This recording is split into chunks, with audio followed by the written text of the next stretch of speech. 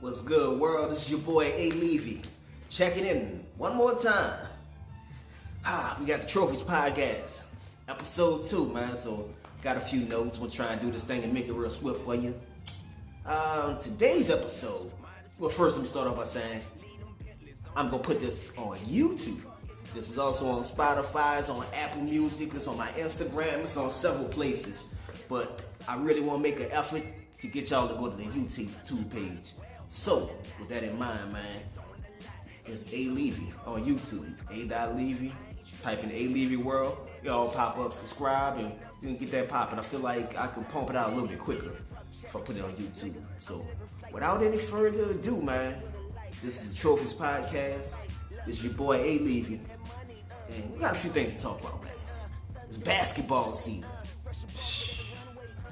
I never thought I'd see this day coming where the Pelicans are this important in the city. And right now we got a situation where the ticket prices are going up for next year. Some people's prices is doubling and tripling and stuff. And it's a lot for a poor market. One of the smaller markets on top of that. But we're making it work, man. That's that Zion effect. That's that David Griffin effect.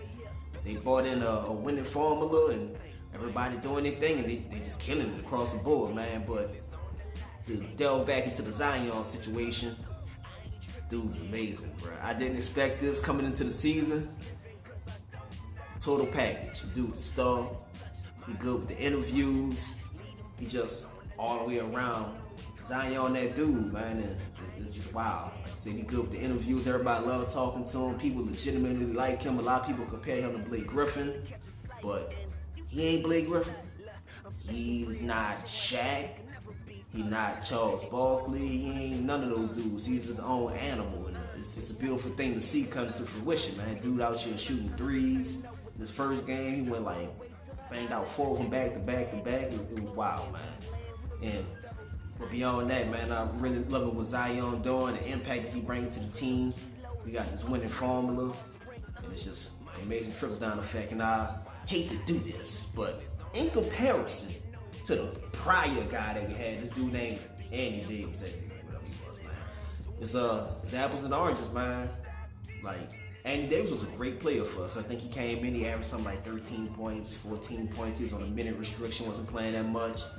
He got blocks, but he was jumping at everything, trying to swat everything. He was overcompensating. He just wasn't in the right spot a lot. He was a bad defender, but he had highlights. He was closer to Jackson Hayes on defense in certain situations than he is to Zion. Zion's having the same issues. But on offense, man, that dude is not averaging nowhere near no 13, 14 points.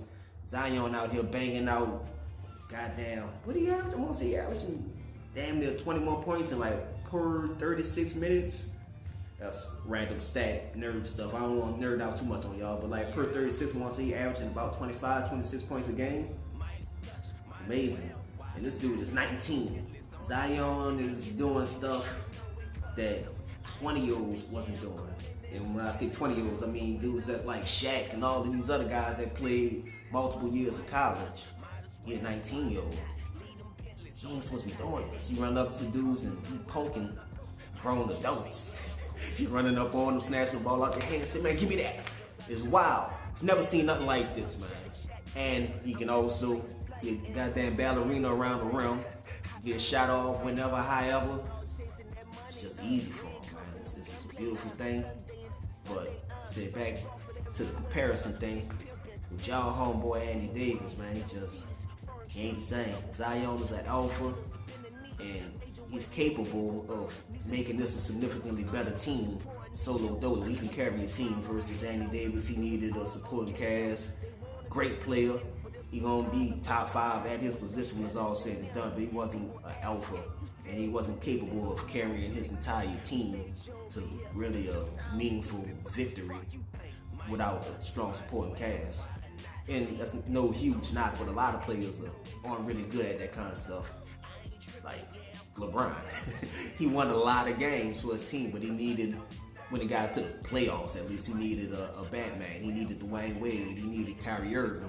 But regular season, they was getting wins.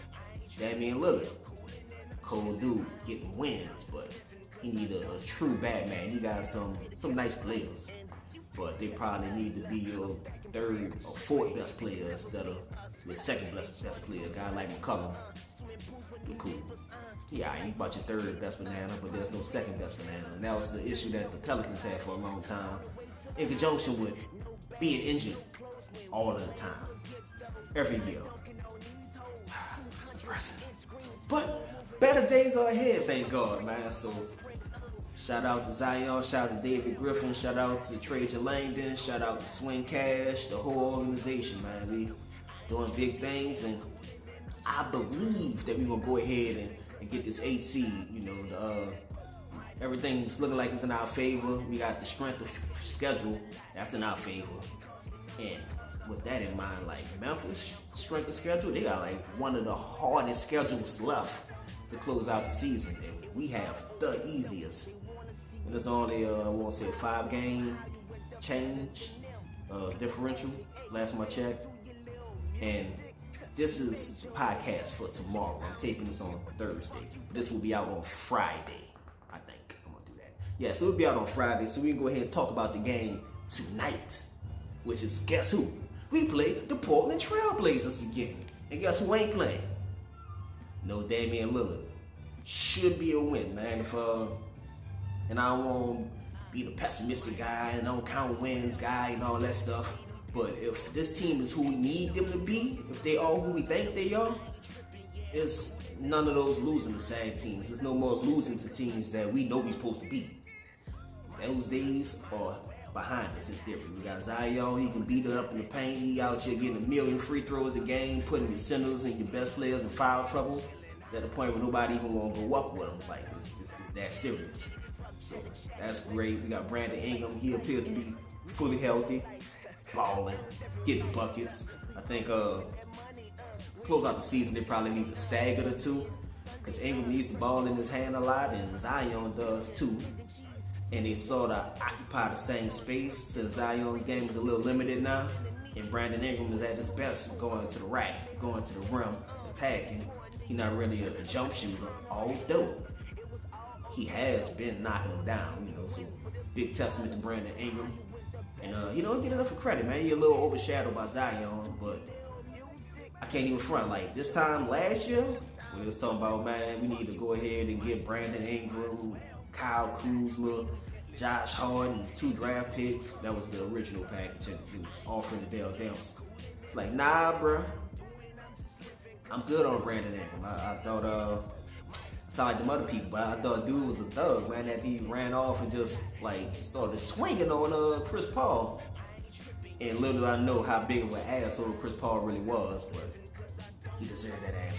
He deserved that. So, yeah, since Brandon Ingram got here, you know, he a little fiery guy, whatever, but been nothing but a consummate professional, and that's clearly not his character. That was an isolated issue, man. So I'm happy I was wrong. Super happy I was wrong, man. Because Brandon Ingram balling out, it looked like we got not a steal in the trade, but it looked like we got what we was looking for.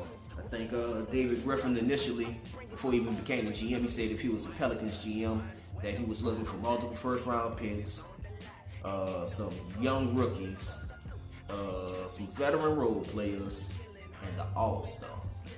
And at that time, when he said that and going into the season, Brandon Ingram was not an All-Star. But now, that nigga All-Star. So shout out to Brandon Ingram, man. And shout out to the Pelicans, man. And who else? Who else I'm missing, man? That I think don't get the credit they deserve. Josh Hart. Josh Hart does not get the credit that he deserves, man. I was looking at something. He said that he looks up to people like Patrick Beverly. And it makes a lot of sense. His tenacity and his eagerness to just ball out and leave it all on the court reminds me a lot of Patrick Beverly, except for he's probably, well, he is a lot more of a skilled offensive player. So, you know, to have that mentality and you out there getting buckets the way that you're getting, man, future bright. That was just a throw-in. Like, I didn't even think I wanted Josh Hart when we first did that trade. So I'm elated that it worked out the way it is. Who else we got, man? Drew Holiday. I won't make the segment too long, so I'm not going to go too deep about Drew Holiday. But I'll say Love Drew Holiday. He's saying all of the right things. He appears to be perfectly fine with being the third banana. He don't want to be the main player, the main scorer. He good with that. He play background. He come out there and play defense. And he talked about how much he loves the organization and how for the first time since he's been here, he sees a true, real future with him. He sees something that they're building. And for better or worse, man, under Dell Demps, that really wasn't happening. So I'm happy that he sees it. I see it. Everybody else sees it. So I'm happy that it's actually transpiring at this point, man. I'm wearing this hat, man. By the time this podcast over, I'm gonna be wearing this hat like T.I., like that or something after a while, man. But yeah, so that's it for the Pelicans section, man. But I'm confident that we're gonna get this W together, man. We're gonna get this win. We're gonna creep up on Memphis, catch them for this lead, get this 8 seed, and then we're looking at the Lakers versus the Pelicans. We're gonna be following each other for a while. But we're looking at the Lakers versus the Pelicans in the playoffs. I'm calling it now. This shall be. I'm saying this like I'm on the court, but this shall be.